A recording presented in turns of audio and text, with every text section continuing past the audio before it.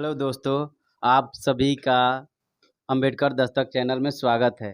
आइए आज हम जानना चाहते हैं कि हमारे गांव के सभी लोग होली मना रहे हैं, लेकिन एक ऐसे शख्स हैं जो कि आज होली नहीं मना रहे हैं। तो वो क्यों नहीं होली मना रहे हैं, आइए उनके जुबानी जानते हैं आज। सो चलिए उनसे आज मिलते हैं और पूछते हैं कि वो होली क्यों नहीं मना रहे हैं। सो रजनीकांत जी, आप बताएं, आप होली क्यों नहीं मना रहे हैं? हाँ, सबसे पहले तो अंबेडकर दस्तक पर देखने वाले सभी दर्शकों को हमारी तरफ से आप सभी का स्वागत है और क्रांतिकारी जय भीम है। तो दोस्तों, आज हम होली क्यों नहीं मना रहे हैं, बहुत सारा हम इस पर बयान दे चुके हैं, लेकिन फिर भी इतिहास बताए हैं, लेकिन फिर भी इस पर बात कुछ बताएंगे आज। पहले का इतिहास कुछ और था, अब का इतिहास कुछ और है। बहुत सारा अध्ययन करने के पश्चात ये बात आ रहा है कि होली मनाने वाले जितने मना रहे हैं, ये अपने को हिंदू मान रहे हैं। हिंदू के धर्म के माध्यम से अनुसार जो इन लोग का विष्णु पुराण है, उसके माध्यम से बताते हैं कि होलिका एक राक्षस थी और उसका जो परिवार पूरा था, राक्षस खानदान था, और उसके भाई था हिरण्यकश्यप। वो अपने बेटे को मारना चाहता था, अपने बहन से बुलवा कर मरवाना चाहता था, तो वो अपने आग में लेकर बैठ गई कि वो जल जाएगा। उसको वरदान था कि वो नहीं मरेगी आग से, इसलिए उसको लेकर आग में बैठी है, वो जल गई। वो बच गया प्रहलाद। तो दोस्तों, ऐसे वैसे कहानियाँ आपको बताया जाता है। तो ये कहानी आपको सच्ची लगती है? आज सोच कर आप देखिए। कोई भी आप आग में, मतलब कोई भी आग, इंसान इंसान जो है आग में अगर बैठेगा, कोई इंसान, वो जल जाएगा। अगर हम हैं खड़े, ये पत्रकार महोदय अक्षय जी हैं, अगर हम लोग दोनों बैठेंगे एक साथ आग में, तो ये बच जाएंगे, हम जल जाएंगे? ये ऐसा नहीं ना हो सकता है। ये प्रकृति के विरोध में है, साइंटिफिक बात के विरोध में ही बात है। तो ये वैज्ञानिक विरोध बात है, वैज्ञानिक विरोधी बात है। तो ऐसे ये धारणा हमारे अंदर पाले हुए हैं, कहानी रच-रच कर हमारे लोगों को मूर्ख बनाया गया है कि ये हिरण्यकश्यप था और उसकी बहन थी, उसको मार के ये सब ये अपना राज बनाया, ये कुल ये सब काल्पनिक कहानी है। हम हमारा होली, भारत का जितना त्योहार है सब यहीं का है त्योहार, लेकिन ऐसे नहीं था जैसे आज का है। आज अंधविश्वासी हो गया है, जातिवादी हो गया है इसमें। बहुत सारा इसमें घुसेड़े गया है, अपना अपना अपना राज स्थापित करने के लिए ब्राह्मणवादी परंपरा के लोग ने हमारी संस्कृति को कब्जा कर उसको गंदा रूप दे देकर और ये पर्व को मनावाते हैं, हिंदू बोलकर सभी को हिंदू मुस्लिम पर राजनीति करके अपना सत्ता बनाए रखे हैं और वो लड़ रहे हैं और राज कर रहे हैं। तो ये कहानी क्या है? ये हम लोग का होलिका का ये होला शब्द ले आया है। हमारे जब बौद्ध भिक्षु पहले थे, तो वो लोग जब ये जाड़ा जब होता है, समाप्त होने की कगार पर आ जाता है, सभी जितना त्योहार पर्व आए हैं, सब ये फसल के माध्यम से आए हैं। ऐसे नहीं था, खाने-पीने के लिए सभी त्योहार था एक तरफ से। लेकिन ये लोग ब्राह्मणवादी परंपरा के लोग जो हैं, अपने को साबित करने के लिए, महान साबित करने के लिए, ये कहानी को लिख कर, काल्पनिक कहानी को लिखकर अपने को श्रेष्ठ बनाए हैं, हम लोग को नीच बनाए हैं। मनुस्मृति जैसे लिखा है संविधान की, ब्राह्मण, क्षत्रिय, वैश्य, शूद्र। हम लोग एगो एससी, एसटी जो एससी, एसटी हैं, वो तो अत्यंज हैं, शूद्र सभी अछूत हैं, समझे? तो ये संविधान बनाए इन लोगों ने, तो इनमें लिखा गया कि ब्राह्मण पढ़ेगा, क्षत्रिय लड़ेगा, वैश्य करे व्यापार, सभी वर्णों की सेवा करना शूद्रों का अधिकार। ये है मनु का विधान, यानी ब्राह्मणों का संविधान। हमारे बाबा साहब ने लिखा, हमारे बाप ने ऐसा संविधान लिखा कि सब पढ़ेगा, सब लिखेगा, सब करे रोजगार, सबकी सबकी अपनी सेवा करना सबका है अधिकार। ये है बाबा साहेब का संविधान। ये हमारे बाबा साहब ने लिखा। ये लोग फँसाते हैं हम लोगों को, तब ये हमारे बाबा साहब से डरते हैं, मूर्ति तोड़ देते हैं, उनकी मूर्तियों से डर लगता है इन लोगों को कि मूर्ति विचार इनका, बाबा साहब का विचार ना फैल जाए, इनका फटती है। तो क्यों फटती है?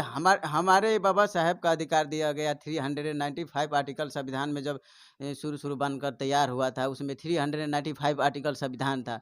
उस संविधान के हाँ, उस संविधान में हम लोग का हक अधिकार दिया है आर्टिकल आर्टिकल के अनुसार। 14 में दिया गया है कि किसी से जाति आधार के साथ, लिंग के आधार के साथ भेदभाव नहीं किया जाएगा। इस तरह उत्पीड़ना नहीं किया जाएगा, अस्पृश्यता का अंत कर दिया गया है। तो इस तरह आर्टिकल 19 में हम लोग का हक अधिकार, जैसे अभी बात कर रहे हैं, पहले कर नहीं सकते थे बात। ये आर्टिकल 19 हमको दिया गया है, मौलिक अधिकार है हम लोग का, फंडामेंटल राइट है ये। किसी बाप का दिया नहीं है, हमारा बाप का दिया हुआ है। तो इस अधिकार की वजह से हम लोग पढ़ रहे हैं, लिख रहे हैं, आगे बढ़ रहे हैं। आप होली मना रहे हैं, अच्छा इन्हीं के माध्यम से चलते हैं, इन्हीं के माध्यम से चलते हैं, पुराणों के माध्यम से चलते हैं कि एक होलिका को जलाकर आए लोग पर्व मनाते हैं। क्या आपको एक महिला को जलाकर पर्व मनाना आपका खुशी की बात है? अभी बताइए, आप लोग बताइए, एक महिला को आप जलाते हैं और उसकी खुशी में आप लोग रंग गुलाल उड़ाते हैं, ये सही बात है? ये देखिए जो ये गलत बात है, इस तरह की पुराणों में ही गलत बात है। बोलते हैं राक्षस है, तब राक्षस है तो राक्षस खानदान में जितने हैं सब राक्षस हैं। ये बोलते हैं रावण को तो पंडित क्यों मानते हैं, उसको ब्राह्मण क्यों मानते हैं? वो भी तो राक्षस था, उसका बहन राक्षस हो गई, उसका ये रावण हो गया, ब्राह्मण पंडित हो गया। अब वो सही राक्षस खानदान में आए हुए हिरण्यकश्यप राक्षस हो गया, उसका भी बहन राक्षस हो गई। मारने का यही उपाय था। मतलब हम लोग को नीच गिराया गया है उस कहानी के अनुसार हम लोग को। तो ऐसे-ऐसे जो कहानी गढ़ कर अपने को श्रेष्ठ बनाए, हम लोग को अछूत बनाए हैं, हमारे संस्कृति को कब्ज़ाए हैं और डेट को कब्ज़ाए हैं। जैसे बुद्ध भगवान के डेट को कब्ज़ाया, जैसे पेरियार के डेट को 17 सितंबर को कब्ज़ा कर बोलिए ये क्या बोलते हैं, विश्वकर्मा है, आज ही के उनका है, रामायण के समय के हिंदी काल का है उनका, हिंदी कैलेंडर के माध्यम से उनका जन्म होना चाहिए। हिंदी कैलेंडर के माध्यम से जो कैलेंडर बनता है तो उसका एक दिन ये फेर-बदल हो जाता है, कभी एक समय नहीं रहता। लेकिन विश्वकर्मा 17 ही सितंबर को क्यों आता है? क्यों आता है? क्योंकि वो 17 सितंबर पेरियार साहब का जन्मदिन है, इसलिए उन लोग को कब्ज़ा कर उस तरह उसमें मना रहा है, उसको विश्वकर्मा बना दिया, काल्पनिक देवी-देवता बना दिया है। तो इस तरह का ही बात है जो होलिका सब इतिहास है आज का। होलिका ये है, होली का ये त्योहार है, पहले ये था बुद्ध के पहले, बुद्ध से भी पहले, बुद्ध के बाद भी ऐसा त्योहार था, लेकिन ऐसा नहीं था। होली होली गुलाल खेलना, जलाना, ये सब नहीं था। होला शब्द ले आया, पहले हम लोग का फसल है, देखिए अब चना का फसल आता है। इस समय पहले चना होता था, गेहूँ नहीं होता था उस समय। 563 ईसा पूर्व से आगे जो भी है बुद्ध के समय से, पहले गेहूँ नहीं होता था, चना होता था। चना का होला बोलते थे, होला बना के लोग भूंजते थे, उसको खाते थे। जो भूंज के खाते थे वहीं पर ज्ञान की बात होता था। और जो ज्ञान की बात नहीं सुनते थे उधर हुड़दंगाई करते थे अपने में, तो हुड़दंगाई करते हुए अपने पर धूला-धूली करते थे, बेगाना-बेगानी। तो इस तरह का जो प्रमाद करते थे, प्रमाद में जो रंग होते हैं ना, जैसे काम वासना में जो लुप्त हो जाते हैं, डूब हो जाते हैं, तो ये मौसम ही ऐसा है कि लोग ये काम वासना में डूबने का इन लोग का जो भावना है अंदर आने लगता है। इस भावना के माध्यम से ये लोग प्रमाद करते हैं, मतलब प्रमाद करते हैं, होली खेलते हैं, अपने में मज़ाक करते हैं। ये जो घटिया ही बात करते हैं, आप लोग जो भी हो, देख रहे हैं गाली गाते हैं इसमें, आप सुने होंगे गाना के माध्यम से। तो इस तरह का इतिहास था, ऐसे नहीं था इन लोग का कि किसी को जाके थू कर दो, इज़्ज़त लो या रंग लगा दो, किसी को ज़बरदस्ती जाके स्त्री को जलाकर ये सब मतलब होली मनाएँगे, खुशी मनाएँगे, ये गलत बात है।